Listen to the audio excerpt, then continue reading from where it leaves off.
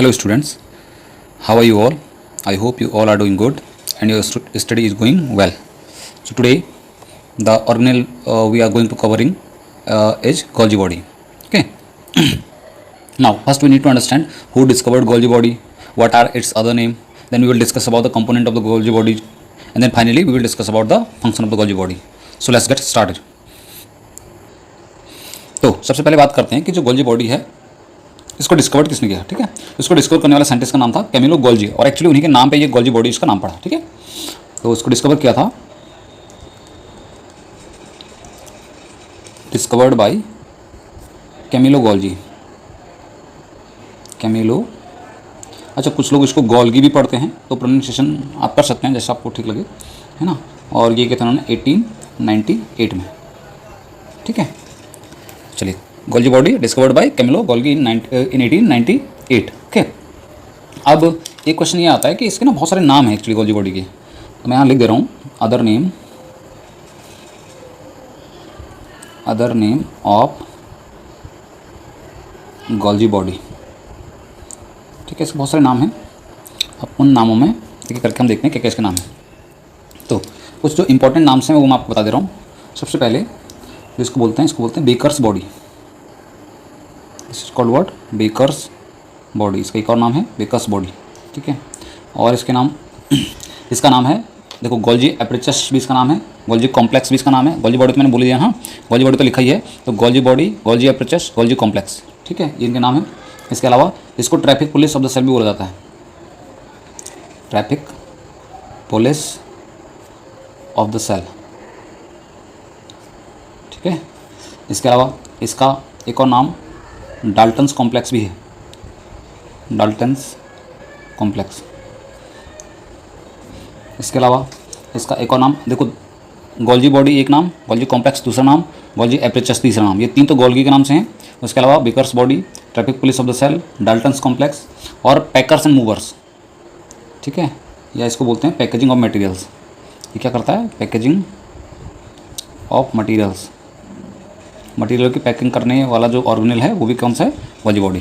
ठीक है, और भी वैसे इसके नाम है ना। इसका नाम लिपोकॉन्ड्रिया भी है, इसका नाम लिपोकॉन्ड्रिया भी इसका नाम है। ठीक है, तो फिलहाल इतने ही रहने देते हैं, उन्हें को कुछ और भी नाम से इसके, डाल्टन्स कॉम्प्लेक्स तो लिखा है ना मैंने, हाँ। चलिए अब आगे बढ़ते हैं, अब बात करते हैं इसके कंपोनेंटों की। तो ये गोल्जी बॉडी के बारे में किसको डिस्कवर किया था किसने? कैमिलो गोल्जी ने 1898 में। और इसके अदर नाम है वो है Baker's body, traffic police of the cell कहते हैं इसको, डाल्टन्स कॉम्प्लेक्स कहते हैं, पैकेजिंग ऑफ मटेरियल या पैकर्स एंड मूवर्स भी कहते हैं। इसके अलावा लिपोकॉन्ड्रिया। ठीक है, अब जानते हैं इसके कंपोनेंट कौन कौन से हैं। तो next heading will be components of Golgi body. ठीक है, तो इसके ठीक है, जैसे कल हमने एंडोप्लाज्मिक रेटिकुलम के बारे में पढ़ा था ना कि एंडोप्लाज्मिक रेटिकुलम के कितने पार्ट हैं? 3 पार्ट हैं। सिमिलरली इस गोल्गी कॉम्प्लेक्स के भी 3 पार्ट हैं।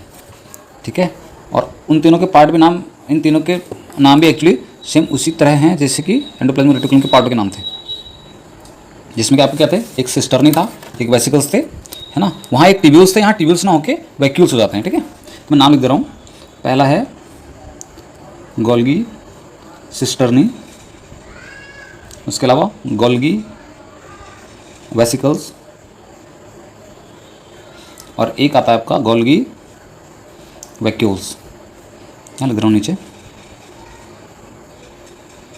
Golgi vacuoles. ठीक है, अच्छा मैं एक काम करता हूँ, सबसे पहले एक डायग्राम ड्रॉ कर देता हूँ, डायग्राम से, ताकि आपको समझ में आ जाए कौन सा पार्ट कौन सा है। देखिए कुछ सिलेंड्रिकल शेप इसका स्ट्रक्चर होता है इसके सिस्टर्नी का। ठीक है, और कॉर्नरों पे जाके ये कुछ इस तरह से स्वेल्ड हो जाते हैं। ठीक है, ऐसे फिर सिमिलरली दूसरा पार्ट लगा होगा बिल्कुल ऊपर इसके, फिर हो जाएगा स्वेल्ड पार्ट। ठीक है, सिमिलरली ऐसे तीसरा पार्ट। ठीक है, और इस तरह से ये होते हैं। अच्छा मैं एक पार्ट इसका और बना लेता हूँ, चौथा। तो कुछ इस तरह से ये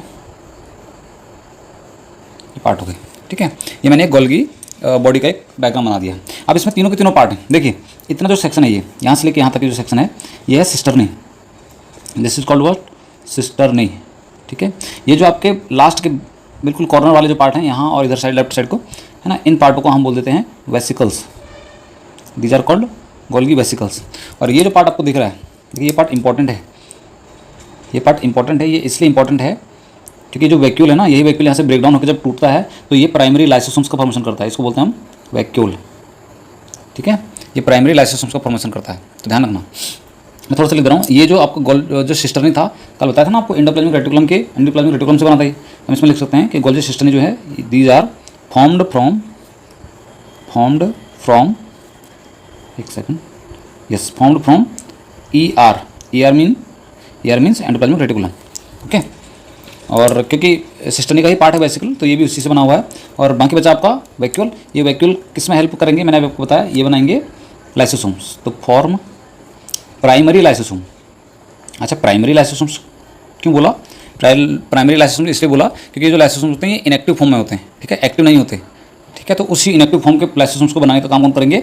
ये गोल्जी के वैक्यूल बनाएंगे, ये वाला जो पार्ट है। ठीक है, यहीं से ब्रेकडाउन होगा और वहाँ से फिर क्या बन जाएगा आपका? लाइसोसोम्स बन जाएंगे। ठीक है, चलिए अब कंपोनेंट भी हो गए, अब बात करते हैं इसके फंक्शन की। तो फंक्शन किस किस चीज़ में रोल प्ले करता है गोल्जी बॉडी या गोल्जी अप्रेचस या फिर बेकस बॉडी या डाल्टन्स बॉडी है, जो भी इनके नाम है, what ever we can say. तो सबसे पहला काम तो इंपॉर्टेंट मैंने आपको बता ही दिया है, वो है आपका फॉर्मेशन ऑफ, जो लिखा है। ठीक है, पहला फंक्शन हो गया फॉर्मेशन ऑफ लाइसोसोम। इस मोर स्पेसिफिकली अगर मैं बोलूँ तो प्राइमरी लाइसोसोम है ना। दूसरा, ये सेल वॉल का फॉर्मेशन भी करते हैं, formation of cell wall, cell wall बनाने में भी हेल्प करते हैं। ठीक है, इसके अलावा तीसरा, ये इंपॉर्टेंट मैं थर्ड लिख रहा हूँ, फॉर्मेशन ऑफ एक्रोसोम। अभी क्वेश्चन आता है कि सर एक्रोसोम है क्या, है ना। तो चलिए आपको एक्रोसोम के बारे में थोड़ा सा बता देते हैं। हमने जो रिप्रोडक्शन वाला पार्ट पढ़ा था ना, उसमें मैंने आपको मेल रिप्रोडक्टिव पार्ट पढ़ाया था, तो उसमें एक हमने डायग्राम बनाया था स्पर्म का। ठीक है, एक स्पर्म का डायग्राम बनाया था कुछ इस तरह से। ठीक है, तो स्पर्म के इस टिप साइड पे यहाँ पे लगा होता है एक जाइंट लाइसोसोम, जिस लाइसोसोम का नाम होता है क्या? एक्रोसोम। ठीक है, इसी जाइंट लाइसोसोम का नाम क्या है? एक्रोसोम है। तो इसी एक्रोसोम को बनाने का काम करता है कौन? ये गोल्जी बॉडी। ठीक है, ध्यान रखना, ये क्या है? ये स्पर्म है। ठीक है, अब इसका अगर फंक्शन आपको जानना है तो फंक्शन भी बता सकते हैं। तो एक्रोसोम करता क्या है? जब ओवा के साथ इसकी मीटिंग होती है ना, जब रिप्रोडक्शन के दौरान, ठीक है, फर्टिलाइजेशन के दौरान, जब ओवा और एग का ओवा और स्पर्म का जब फ्यूजन होता है ना, एनकाउंटर होता है, तो उस दौरान एग की वॉल को रप्चर करने के लिए इसी एक्रोसोम का यूज करता है स्पर्म। और इसी एक्रोसोम की वजह से वो जो वॉल होती है ना, एग की जो वॉल होगी उसको रप्चर कर देगा, तोड़ देगा, या फिर उसको ब्रेक डाउन कर देगा कौन? ये एक्रोसोम। और तब जाके यहाँ से जो मेल न्यूक्लियस है, वो मेल न्यूक्लियस कहाँ ट्रैवल कर जाएगा? एग के इनसाइड, और तब जाके फ्यूजन होता है, तब जाके जाइगोट बनता है। ठीक है, चलिए आगे बढ़ते हैं। तो 3 फंक्शन हमने कर लिए, 2-3 फंक्शन और। फंक्शन नंबर 4, एक सेकंड, पेन में दिक्कत है। हाँ, function number 4, formation of glyco. देखो, ग्लाइकोप्रोटीन भी बनाता है, ग्लाइकोलिपिड भी बनाता है। ग्लाइकोप्रोटीन एंड ग्लाइकोलिपिड, मैं दोनों लिख दे रहा हूँ। ग्लाइकोलिपिड मतलब फैट और ये प्रोटीन दोनों। ठीक है, इसके अलावा ये करते हैं पैकेजिंग। ठीक है, पैकेजिंग ऑफ द मटेरियल से पैकेजिंग ऑफ द प्रोटीन भी बोल सकते हैं, इसको लिख सकते हैं हम क्या?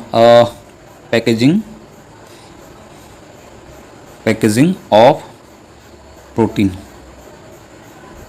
इसलिए तो ऊपर से नाम देखो ना, ये नाम क्या लिखा था? पैकर्स लिखा था ना, ये पैकेजिंग ऑफ द मटेरियल।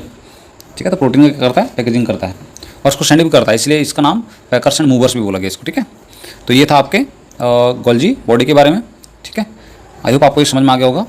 ठीक है, अगर आपको वीडियो अच्छी लगी हो तो प्लीज़ लाइक ज़रूर करना, है ना, और कमेंट ज़रूर कीजिए that how it feels to be studying. Thank you.